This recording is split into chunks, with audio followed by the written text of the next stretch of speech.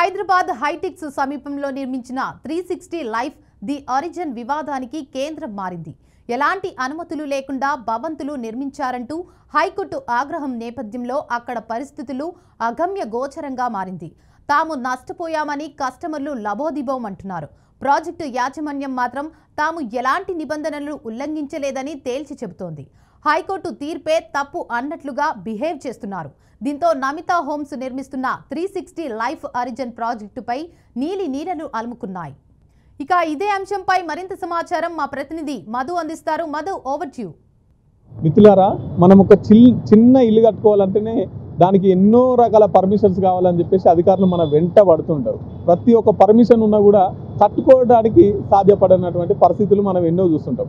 కానీ స్వేచ్ఛగా ఇటు హైటెక్ సిటీ ఈ మధ్యలో 18 రకాల పర్మిషన్స్ లేకున్నా కూడా స్వేచ్ఛగా కోర్టు చెప్పిన మున్సిపాలిటీ వాళ్ళు కుమ్మక్కయి స్వేచ్ఛగా ఇగో ఎంత పెద్ద బిల్డింగ్లు కడుతున్నారో మీరే చూడుర్రి. ఎంత పెద్ద బిల్డింగ్లు, 25 ఫ్లోర్ల బిల్డింగ్లు ఇటువైపు రెండు వైపులా కూడా ఇక్కడ బిల్డింగ్లు కడుతున్నారు. హైకోర్టు చెప్పినా కూడా, హైకోర్టు మొట్టికాయ వేసినా కూడా వీళ్ళు పట్టించుకున్నటువంటి పరిస్థితి. ఎందుకంటే GHMC అధికారులతోని కుమ్మక్క అయినారు.